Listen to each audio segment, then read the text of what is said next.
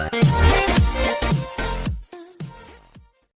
Friends, welcome to my YouTube channel Saraswati commerce academy. तो friends, आज हम करने वाले हैं अपना +1 अकाउंट्स का चैप्टर नंबर 22। ठीक है, हमारे चैप्टर का नेम है फाइनेंशियल स्टेटमेंट्स विद एडजस्टमेंट्स। आज हम इस चैप्टर का सेकंड पार्ट करने वाले हैं। हम अपने इसका फर्स्ट पार्ट जो है हम वो ऑलरेडी जो है डिस्कस कर चुके हैं अपने पहले वाले वीडियो सेशन में। अगर आपको उसका लिंक चाहिए तो प्लीज आप डिस्क्रिप्शन बॉक्स पे जाइए, आपको वहां पे सभी चैप्टर्स की आपको वहां पे क्या मिलेगी, प्लेलिस्ट मिलेगी। प्लेलिस्ट के लिंक मिलेंगे तो आप वहां से कोई भी चैप्टर जो है इजिली समझ सकते हैं। ठीक है, तो आपको वहां पे इस चैप्टर के भी प्लेलिस्ट का लिंक जो है वो मिल जाएगा, तो आप वहां पे कंसेप्ट जो है अच्छे से समझ सकते हैं। ठीक है, वहां पे हमने जो अब हमारी बुक में जो हमारे 10 पॉइंट्स दिए हुए हैं स्टार्टिंग के, इसके एडजस्टमेंट्स के, वो हम सीख चुके हैं। ठीक है, आज हम अगले जो 10 पॉइंट्स है या 8 पॉइंट्स है, आज हम उसको डिस्कस करेंगे। ठीक है, इसके बाद हमारा ओनली प्रोविजन वाला जो है, प्रोविजन से डेटर से रिलेटेड जो प्रोविजन है वो रह जाएंगे, बाकी हमारा सारा चैप्टर जो है वो कवर हो जाएगा। ठीक है, और प्रोविजन वाला भी जो वीडियो है वो हमारी नेक्स्ट वीडियो होगी। ठीक है, तो उस तरीके से हमारा पूरा चैप्टर जो है वो हमारा कंप्लीट हो जाएगा। ठीक है, तो फ्रेंड्स, अगर आप चैनल पे न्यू है तो चैनल को आप प्लीज सब्सक्राइब कर दीजिए, वीडियो को लाइक कर दीजिए, बेल आइकन को प्रेस जरूर कर दीजिएगा ताकि आपको आगे आने वाली वीडियोस का नोटिफिकेशन मिलता है। तो चलिए अब स्टार्ट करते हैं हमारा आज का टॉपिक। ठीक है, अब देखिए एडजस्टमेंट्स करनी है। एडजस्टमेंट कहाँ से करनी है हमें, रिलेटिंग टू गुड्स। ठीक है, जो कि गुड्स से रिलेटेड हो सकती है। गुड्स का मतलब क्या होता है, जिस चीज में हमारा बिजनेस जो है डीलिंग करता है उसको हम बोलते हैं गुड्स। ठीक है, और उसको गुड्स को हम क्या बोलते हैं, जब भी गुड्स हमारे बिजनेस में आती है तो उसको हम क्या एंट्री करते हैं, परचेज अकाउंट डेबिट। ठीक है, हमारे बिजनेस में आ रही है। ठीक है, तो अब देखिए कि गुड्स जो है उससे रिलेटेड क्या एडजस्टमेंट करनी है। फर्स्ट एडजस्टमेंट है अब नॉर्मल लॉस हो गया। ठीक है, अब नॉर्मल लॉस होने की वजह से, यानी कि अब नॉर्मल लॉस क्या हो सकता है, एक्सीडेंट हो गया। ठीक है, या फिर फायर से हमारा जो स्टॉक है वो सारा जल गया। ठीक है, फ्लड आ गई, बाढ़ आ गई। ठीक है, और या फिर अर्थक्वेक, भूकंप आ गया, जिसकी वजह से हमारा जो सामान है वो लॉस हो गया। अब देखिए गुड्स रिलेटेड है, यानी कि हमारी गुड्स जो है खत्म हो गई वो। तो अब हम देखिए जब भी गुड्स आती है ना, तो आप देखिए सबसे पहले ट्रेडिंग अकाउंट आपने पिछले चैप्टर में सीखा भी होगा। अगर नहीं सीखा है तो प्लीज आप वो वाली वीडियो भी जरूर देख लीजिए। आपको वहाँ पे जो 21st चैप्टर है आपको वहाँ पे उसका लिंक मिल जाएगा डिस्क्रिप्शन बॉक्स में, तो आप वहां से देख सकते हैं। ठीक है, अब देखिए यहाँ पे छोटा सा मैं यहाँ पे बना रही हूँ ट्रेडिंग एंड P&L अकाउंट। ठीक है, तो आपको पता है यहाँ पे पर्टिकुलर्स होते हैं, यहाँ पे अमाउंट, पर्टिकुलर्स अमाउंट। ठीक है, अब आपको पता है यहाँ पे 2 ओपनिंग स्टॉक से आप सबसे पहले क्या करते हो, एंट्री स्टार्ट करते हो। ठीक है, फिर उसके बाद आप क्या एंट्री करते हो, 2 परचेजेस। ठीक है, जो भी आप सामान खरीदते हो उसकी एंट्री करते हो। अब देखो यहाँ पे तो आपका क्या है, अब नॉर्मल लॉस हो गया। ठीक है, अब नॉर्मल लॉस हो गया यानी कि आपका सामान तो पूरा लॉस हो गया। ठीक है, खत्म हो गया। तो आप उसमें से क्या करोगे, वो लेस कर दोगे जितना भी आपका लॉस हो गया। लॉस्ट लिख सकते हो, lost by fire, lost by theft, कुछ भी लिख सकते हो यहाँ पे। ठीक है, बस आपका सामान जो है खत्म हो रहा है। ठीक है, यानी कि आपके बिजनेस से तो वो चला गया, तो आप परचेजेस में से आप उसको क्या कर दोगे, लेस कर दोगे। ठीक है, अब P&L की डेबिट साइड में आप इसकी एंट्री कर दो, क्योंकि ये आपका क्या है, खर्चा। यहाँ पे आप एक एग्जाम्पल देखिए, आपकी बुक में से लिया है मैंने। ये आपकी जो गुड्स है बर्न हो गई, यानी कि आग से जल गई। ठीक है, कितने की जल गई, 1 लाख रुपीज की, were burn by fire and a claim of. अब देखिए आप जो है फायर का इंश्योरेंस करा के रखते हैं, जिसको हम बोलते हैं फायर इंश्योरेंस। ठीक है, आप एक कंपनी से फायर इंश्योरेंस कराते हो, आपकी कंपनी क्या कहती है आपको, ठीक है, आपकी कंपनी कहती है कि अगर आपकी कोई भी प्रॉपर्टी है या कोई आपकी मशीन है, ठीक है, या फिर आपको कोई भी स्टॉक है, अगर वो ड्यू टू फायर लॉस हो जाता है, ठीक है, वो खत्म हो जाता है, तो वो कंपनी क्या करती है, उसका क्लेम दे देती है। ठीक है, उसका क्या दे देती है, क्लेम दे देती है। अब जरूरी नहीं है कि वो क्लेम जो है हमें फुल्ली अमाउंट पे मिल जाएगा, कम पे भी मिल सकता है, ज्यादा पे तो देखो कभी नहीं मिलता, कम पे मिल जाता है। ठीक है, क्लेम जो है वो पॉलिसी टू पॉलिसी डिफर करता है कि हाँ भी किस तरीके का हमें क्लेम मिलने वाला है। अब 1 लाख के ऊपर ओनली 70% मिलेगा क्लेम। ठीक है, चलो 70% मिला तो कितना हो गया, कैसे निकालेंगे, 1 लाख का 70%, 1 लाख मल्टीप्लाई बाय 70/100, तो कितना आ गया, 70,000।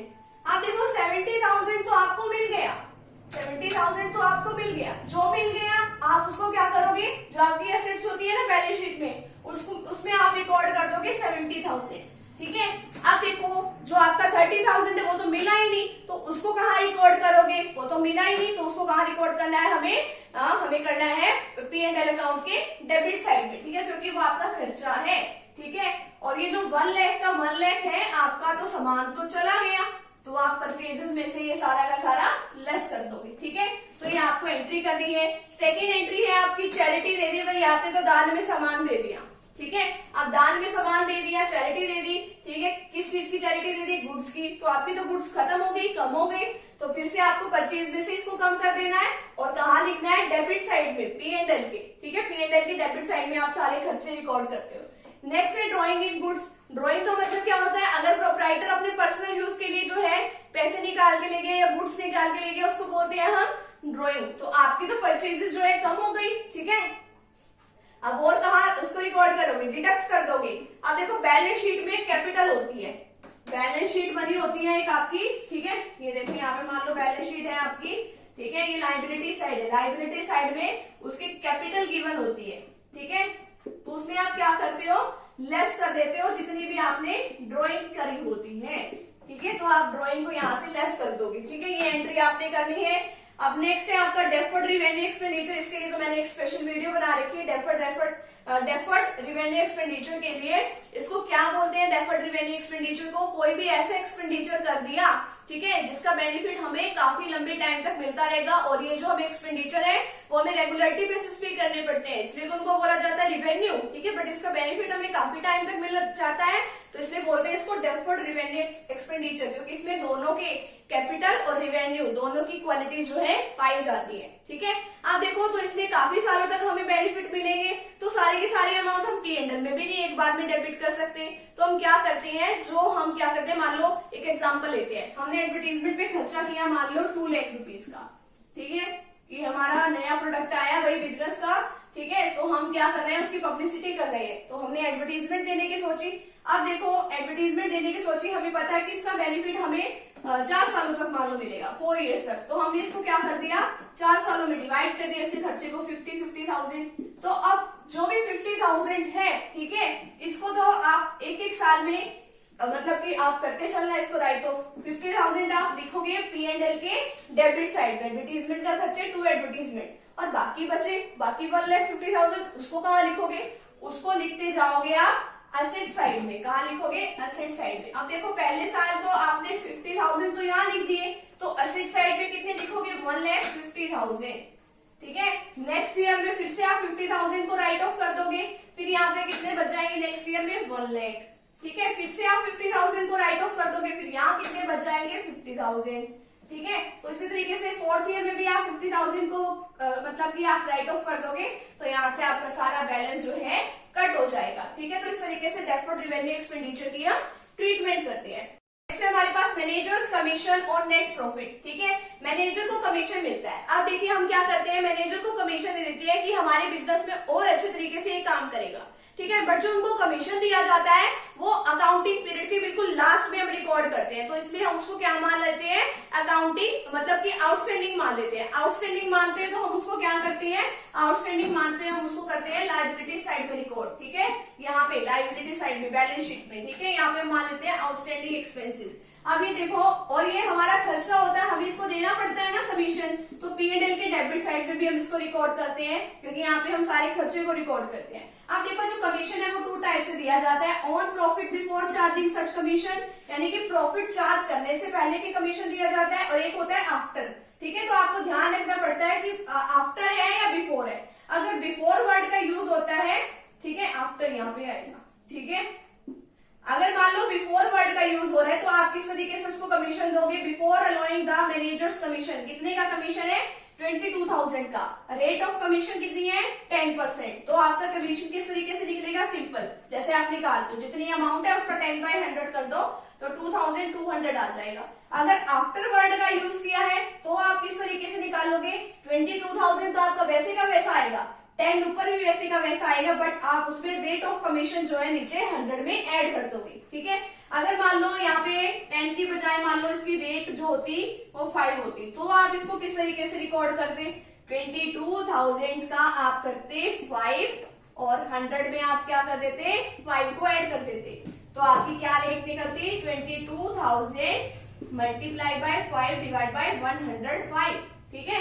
तो आपको ये देखना है कि आपका बिफोर वर्ड यूज हो रहा है क्या आफ्टर यूज हो रहा है, ठीक है। तो आपको इस तरीके से निकालना है। नेक्स्ट है goods sold and dispatch but omitted to be recorded. अब आपने गुड्स सेल कर दी बट आपने कहीं रिकॉर्ड ही नहीं किया, ठीक है। तो आप क्या करोगे, आप अपनी सेल की वैल्यू में से भी आप उसको क्या कर दोगे, सेल्स में रिकॉर्ड करोगे। सबसे पहले सेल्स कहाँ लिखी होती है, ये जो आपका ट्रेडिंग अकाउंट होता है ना, यहाँ पे लिखी होती है आपकी सेल, बाय सेल में आप उसको रिकॉर्ड कर देना, ठीक है। और क्या करोगे, सेल करने से आपके क्या बन गए, डेटर्स बन गए। डेटर्स कहाँ लिखे होते हैं, आपकी एसेट साइड में, ठीक है, वहां पर भी इसको ऐड कर देना, ठीक है। अब इसी तरीके से अगर आपने परचेज कर ली, ठीक है, परचेज करी है तो, और आप उसको लिखना भूल गए स्टॉक में, ठीक है, रिकॉर्ड करना भूल गए, तो आप क्या करोगे, जो आपकी परचेज होती है उसमें आप ऐड कर देना, ठीक है। और एसेट साइड में नहीं लिखोगे अब इसको लिखोगे आप लायबिलिटी साइड में, क्योंकि आपके क्या बने हैं, क्रेडिटर्स बने हैं, ठीक है, जिसको आपने पैसे देने हैं, आपके क्या बने, क्रेडिटर्स बने। अब लास्ट पॉइंट जो है आपका वो क्या है, sale of goods on approval account. अब देखो कई बार क्या होता है, हम कहीं से सामान खरीद लाते हैं, सामान खरीदते हमें लगता है कि हाँ भाई घर जाके हमें पसंद आ जाएगा कि नहीं आ जाएगा, आ जाएगा कि नहीं आ जाएगा, तो हम क्या करते हैं, हम वही कंफ्यूज रहते हैं। तो जो शॉपकीपर होता है वो क्या कहता है कि अभी तो आप ले जाओ, ठीक है, आप हमें 2-3 दिनों के बाद बता देना कि पसंद आ जाए तो ठीक है, हम अपनी बुक्स में भी रिकॉर्ड वगैरह उनको भी करना होता है, ठीक है। तो वो 2-3 दिनों का टाइम दे देता है। अब बीच में आ गया हमारा अकाउंटिंग पीरियड। अकाउंटिंग पीरियड क्या होता है, 31 मार्च हमारा बीच में आ गया, तो उसको तो रिकॉर्ड करना है ना। अब मान लो अगर वो अपनी कंसेंट दे देता है कि हाँ भाई मेरे को खरीदना है, तो अपनी बुक्स में रिकॉर्ड कर लेगा, सेल्स में रिकॉर्ड कर लेगा, डेटर साइड में रिकॉर्ड कर लेगा। अगर वो अपनी कंसेंट देता ही नहीं है कि हाँ भाई मैंने ये गुड्स खरीद ली है, तो अब वो क्या करेगा, अब वो सेल्स में भी नहीं रिकॉर्ड कर सकता। अगर उसने रिकॉर्ड कर भी दिया होगा तो वहां से उसको काटना पड़ेगा सेल्स में से, ठीक है। तो सेल्स विल बी रिड्यूस, तो सेल्स जो है उसको कम करना पड़ेगा ट्रेडिंग अकाउंट में से, ठीक है। और डेटर्स जो है विल ऑल्सो बी रिड्यूस। अभी तक उसके डेटर्स थोड़ी बने हैं, डेटर्स क्यों नहीं बने, क्योंकि डेटर्स वो होते हैं जिनसे हमने पैसे लेने हैं। अब वो क्या पता हमारा सामान वापस कर दिया तो फिर वो हम उसको डेटर्स थोड़ी दिखे, तो हमारी फाइनेंशियल पोजीशन गलत हो जाएगी कि हमने तो किसी पर्सन से इतने पैसे लेने हैं, ठीक है। तो वो सब कुछ ये जो है काट देगा, ठीक है, बैलेंस शीट में से भी इसको ये सब कुछ काट देगा, ठीक है। तो आज का जो हमारा वीडियो सेशन है वो हमारा यहीं पे कंप्लीट होता है। आज के वीडियो सेशन में हमने काफी सारी इसकी फाइनेंशियल स्टेटमेंट्स की जो कुछ एडजस्टमेंट्स है वो और डिस्कस कर ली है, मोस्टली तो इसमें रिलेटिंग टू गुड्स ही है, ठीक है। तो नेक्स्ट वीडियो सेशन जो हमारा रहेगा वो हमारा रहेगा प्रोविजन ऑन डाउटफुल डेट्स के ऊपर, ठीक है, जिसके अंदर हम बेड डेट्स वगैरह के बारे में सीखेंगे। तो मिलते हैं फ्रेंड्स नेक्स्ट टॉपिक के साथ, नेक्स्ट वीडियो के साथ। Thank you very much.